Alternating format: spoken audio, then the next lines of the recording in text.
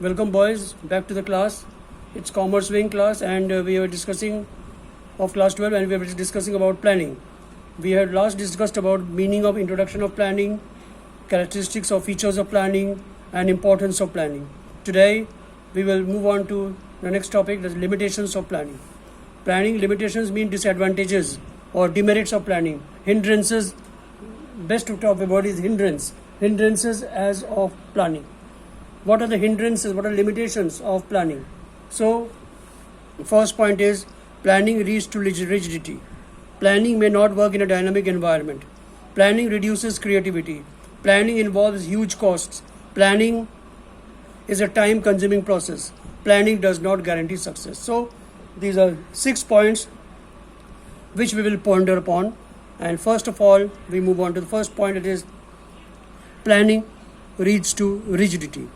So it tells us that in an organization, a well-defined plan is drawn up with specific goals to be achieved within a specific time period. So यहाँ पे कह रहा है कि एक संस्था में एक हम प्लान बनाते हैं, प्लान चॉकआउट करते हैं with definite goal, with specific goals के. कोई वेल असाइंड गोल्स रहता है, एम्स रहता है, ऑब्जेक्टिव रहता है उस संस्था में, और उस ऑब्जेक्टिव को ध्यान में रखते हुए हम उस प्लान को चॉकआउट करते हैं, राइट. और वो प्लान जो है वो स्पेसिफिक टाइम पीरियड के लिए होता है, ठीक. But managers may not be in a position to change it. और जो मैनेजर्स हैं वो हर समय उस प्लान को चेंज नहीं कर सकते. एक बार प्लान चॉकआउट हो चुका है तो बस चॉकआउट हो चुका है, उसी पे ही उसी के अकॉर्डिंग वो काम करते हैं. As the business environment is dynamic, managers need to be given some flexibility to cope up with the changing circumstances. लेकिन दिक्कत यहाँ पे ये आती है कि आज के ज़माने में जब बिजनेस एनवायरनमेंट है वो डायनेमिक है, वो समय समय पे डिमांड करती है चेंजेस की. तो अब जैसे पॉलिटिकल चेंजेस हो गया, इकोनॉमिक चेंजेस हो गया, सोशल चेंजेस हो गया, तरह तरह के चेंजेस होते हैं हमारे आसपास के एनवायरनमेंट में. और एक स्पेसिफिक और गोल्स को लेके, स्पेसिफिक प्लान को लेके अगर हम चलेंगे तो वो it will create difficulties and it will create problems for the organisation to run. So as business environment is dynamic, managers need to be given some flexibility. तो मैनेजर्स को कुछ फ्लेक्सिबिलिटी देना चाहिए to cope up with the changing circumstances. So पहला point क्या है? Planning leads to rigidity in an organisation. A well defined plan, अगर हम प्लानिंग के हिसाब से चलेंगे तो प्लानिंग हम करेंगे for a definite period of time. तो वो डेफिनेट पीरियड ऑफ टाइम के लिए हम फिक्सअप हो गए उस प्लान के लिए. और उसमें अगर कोई चेंजेस आती है आसपास हमारे एनवायरनमेंट में, हमारे आसपास के कंडीशंस में, तो हम उसको कोप अप नहीं कर सकते, हम उस चेंज को इनकॉर्पोरेट नहीं कर सकते, हम उस चेंज को इग्नोर करके हम चलेंगे क्योंकि हमारे पास कोई ऑप्शन नहीं है. We have got no alternative but to stick to our well defined plan. So planning leads, पहला पॉइंट है प्लानिंग लीड्स टू रिजिडिटी. तो रिजिड होता है planning. In an organisation a well defined plan is drawn up with specific goals to be achieved within a specific time period, but managers may not be in a position to change it. As the business environment is dynamic, managers need to be given some flexibility. तो managers को flexible होना पड़ेगा to cope up with the changed circumstances. तो पहला point हो गया, it leads to rigidity. यहाँ पे होगा कि planning needs to be flexible. Second point, planning may not work in a dynamic environment.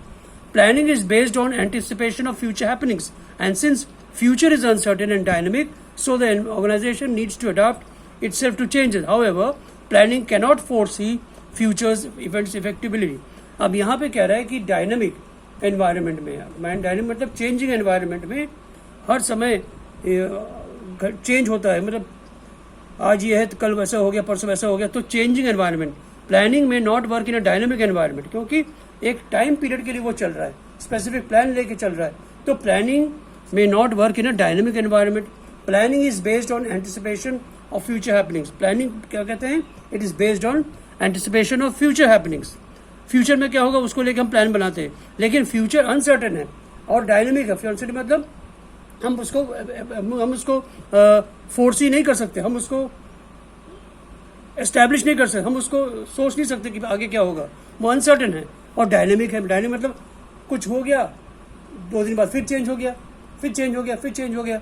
तो it is dynamic. So future is uncertain and dynamic.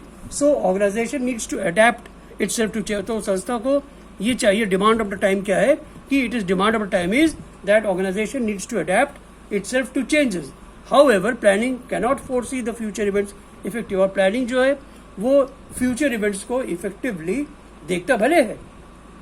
Planning imagine कर सकता है, प्लानिंग उसको जब प्लान करते हैं तो वो फ्यूचर इवेंट्स को ध्यान में रख के कर सकते, लेकिन planning cannot foresee future events effectively.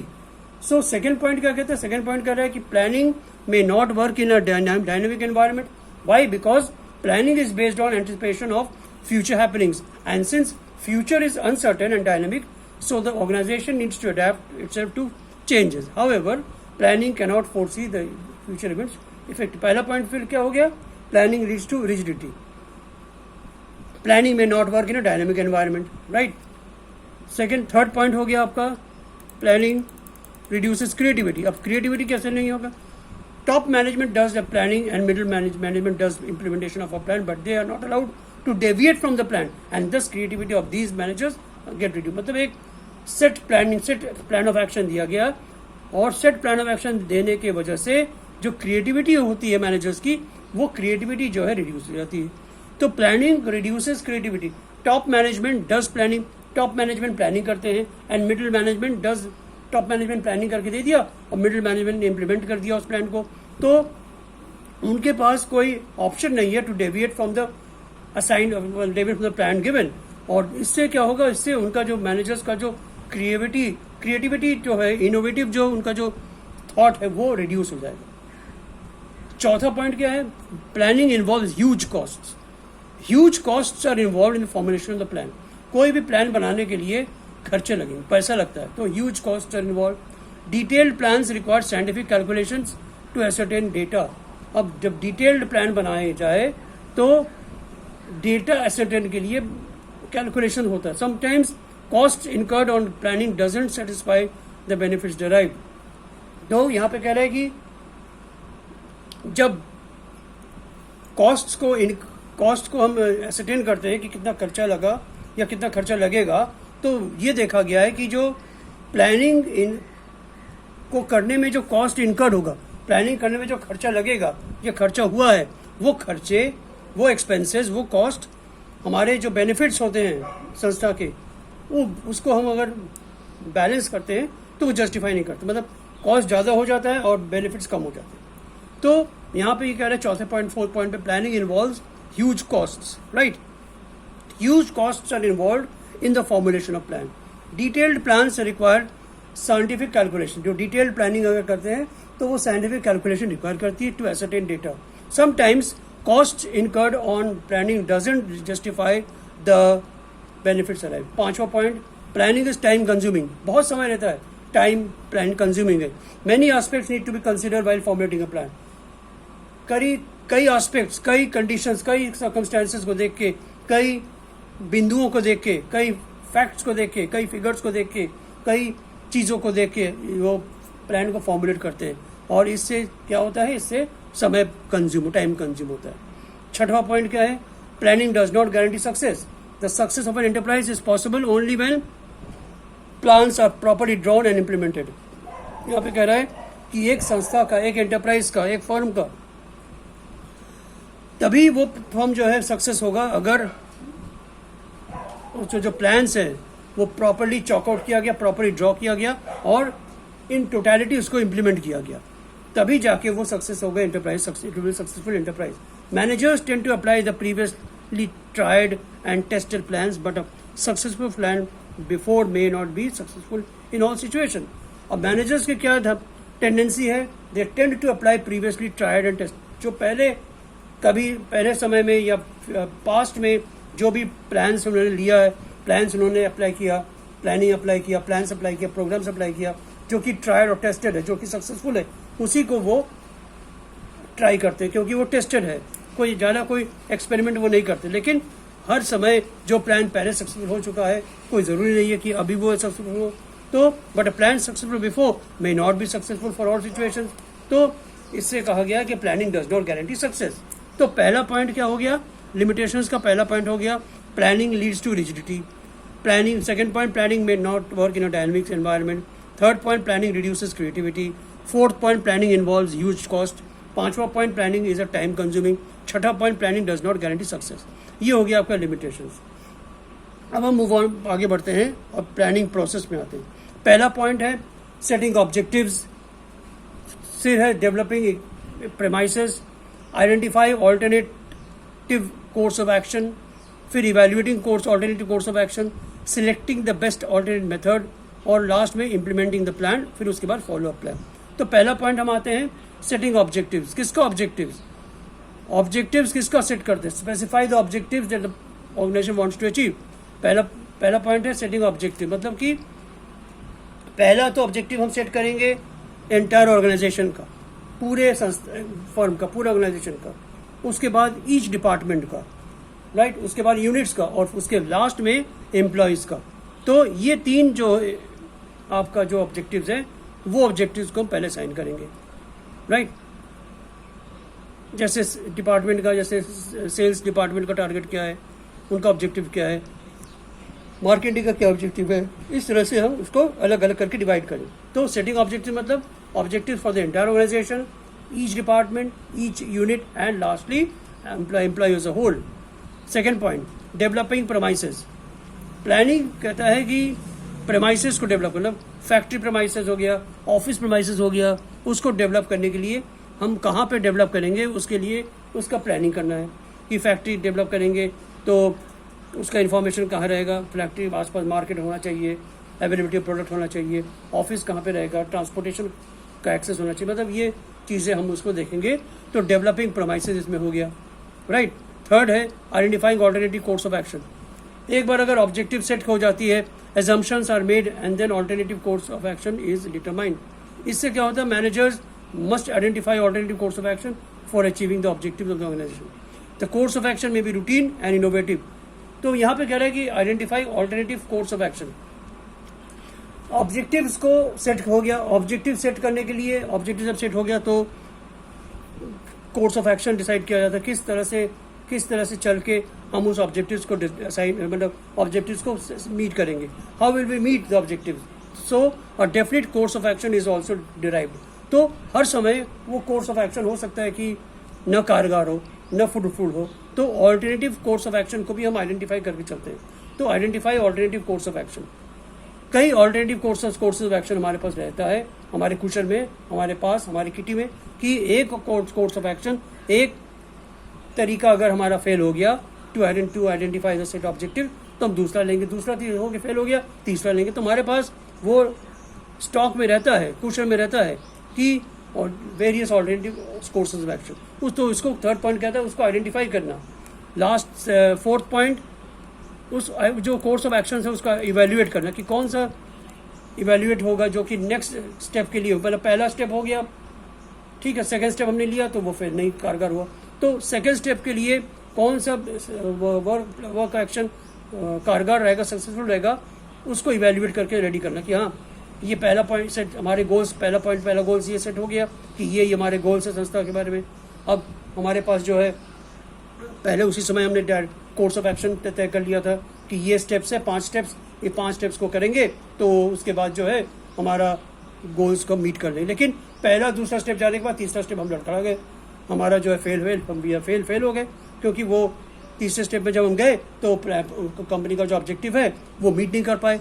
तो जो हमारे पास ऑल्टरनेटिव कोर्स ऑफ एक्शन जिसको मैंने आइडेंटिफाई किया था, उसमें से हमने देखा कि तीसरा स्टेप में कौन बेनिफिट होगा, कौन आखिर में कौन फिट इन होगा, तो हमने लिया। तो इसी जो हमारे पास जो courses of action, alternative courses of action है, उसको हम इवेल्युएट करके चलते हैं हर समय कि हमको ज्ञान रहना चाहिए कि कौन सा स्टेप में जब हम फेल हो जाएंगे या हमारे जो स्टेप्स है वो एक्शन नहीं ले पाएंगे वहाँ पे required action to seek the objective, तो हम किससे हम उसको चेंज ओवर करेंगे, किससे हम उसको इवेल्युएट करेंगे, किससे हम ऑल्टरनेटिव कोर्स हम लाएंगे। तो चौथा पॉइंट हो गया ऑल्टरनेटिव कोर्स ऑफ एक्शन। पांचवा पॉइंट आपका है कि चौथा पॉइंट हो गया आपका इवेल्युएटिंग कोर्स ऑफ एक्शन, और पांचवा पॉइंट आपका देना हो गया कि सिलेक्टिंग द, इवेल्युएट कर रहे हैं हम, इवेल्युएट करने के बाद हम सिलेक्ट करेंगे कि कौन सा बेस्ट मेथड है, कौन सा जो है बेस्ट ऑल्टरनेटिव मेथड है, जिससे कि the best plan for all the alternative selected and implemented. जो बेस्ट प्लान रहता है उस ऑल्टरनेटिव्स में हम उसको सिलेक्ट करते हैं। तो the best plan from all the alternative is selected and implemented. The ideal plan is the most feasible, profitable and least negative. जो आइडियल प्लान कौन सा रहेगा? जो कि ज़्यादा प्रॉफिट देगा, मोस्ट फिजिबल होगा और लीस्ट नेगेटिव कॉन्सिक्वेंसेज उसका होगा। अब यहाँ पे कह रहा है कि in most plans drawing a mathematical analysis is not possible. Her plan में एक मैथमेटिकल एनालिसिस होता है, वो पॉसिबल नहीं है। तो hence managers experience, judgement and intuition.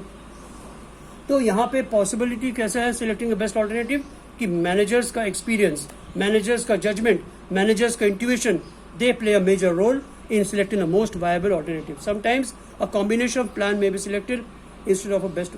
तो कभी कभी ऐसा होता है कि बेस्ट ऑल्टरनेटिव, बेस्ट कोर्स ना सिलेक्ट करके कुछ कॉम्बिनेशन ऑफ प्लान सिलेक्ट कर लेते हैं कि उसमें से भी कौन सा बेस्ट होगा वो हम लगाएंगे। तो 5वां पॉइंट हो गया सिलेक्टिंग द बेस्ट ऑल्टरनेटिव। छठवां पॉइंट क्या है? Implementing the plan. 6th point is the implementing the in this step जो सिलेक्ट हमने किया बेस्ट प्लान उसको इम्प्लीमेंट करना, मतलब कि उस प्लान को एक्शन में डालना। Managers start organizing and assembling resources for implementing the plans. अब मैनेजर्स क्या करते हैं कि जब प्लान को उन्होंने चॉकआउट कर लिया, सिलेक्ट कर लिया, तो उस प्लान को अब इम्प्लीमेंट करने की बात, मतलब कि उस प्लान को एक्शन में लाने की बात हो गई। तो manager start organizing and assembling the resources for, मतलब मैनेजर्स का काम क्या होता है कि उस प्लान्स को इम्प्लीमेंट करने के लिए ऑर्गेनाइजिंग करना, इस इम्प्लीमेंट करने के लिए असेंबल करना various resources. For example if there is a plan to increase production, तो प्रोडक्शन अगर बढ़ाने की बात होगी तो more labour, more machinery will be required.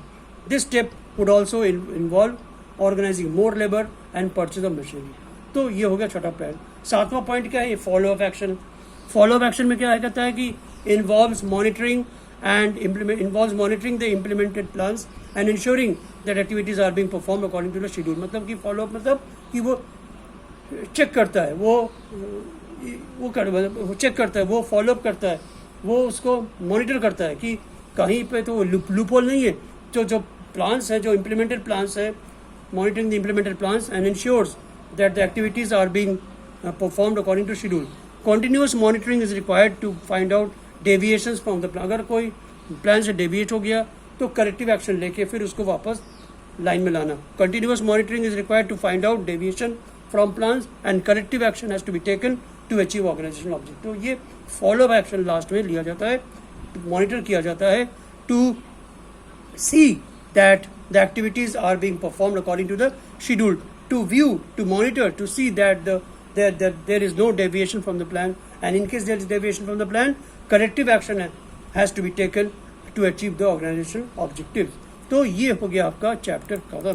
तो यहाँ पे हमने बात किया शुरू में कि प्लानिंग के बारे में, प्लानिंग क्या होता है, what do mean by planning, right.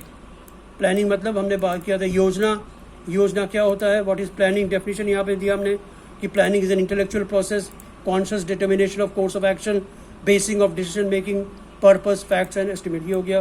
फिर मीनिंग के बारे में यहाँ पे हमने बोला, इंपॉर्टेंस के बारे में यहाँ बात की कि इंपॉर्टेंस में planning provide directions, planning reduce risk of uncertainty, planning reduces overlapping and wasteful activities, planning promotes innovative ideas, planning facilitates decision making, planning establishes standards of controlling। ये हो गया आपका प्लानिंग का फीचर, प्लानिंग का आपका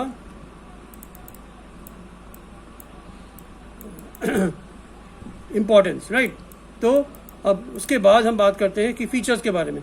features of planning, just जैसे हमने importance के बारे में बात किया, उसी लाइन ऑफ एक्शन में हम बात करते हैं फीचर्स के बारे में कि planning focuses on achieving objectives. Planning focuses on achieving objectives के अचीव करता है। Planning is a primary function of management. Second point, planning is pervasive, planning is continuous, right. Planning is futuristic, planning involves decision making, planning is a mental exercise. ये हो गया आपका planning के बारे में। फिर लिमिटेशंस के बारे में बात करते हैं। आज हमने बात की planning leads to rigidity, planning may not work in a dynamic environment, planning reduces creativity, planning involves huge cost, planning is a time consuming process, planning does not guarantee success. तो ये हो गया आपका लिमिटेशंस। उसके बाद planning process में हम आते हैं। पहला पॉइंट है सेटिंग ऑब्जेक्टिव्स, दूसरा पॉइंट हो गया आपका डेवलपिंग प्रोमाइसेस, तीसरा पॉइंट हो गया identifying alternative course of action, फिर evaluating the alternative course of action, फिर selecting the best alternative course of action, last उसके बाद implementing the plan, and then last is the follow up action. तो ये हो गया आपका पूरा total gamut of planning. तो hope you have got some input in your kitty, and just go through the PDF and study the NCERT books. I have already sent you the solutions, the question answers, ready-made solutions. Just go through it and make notes of it, right? And so have a nice day and stay safe at home. Thank you. Bye.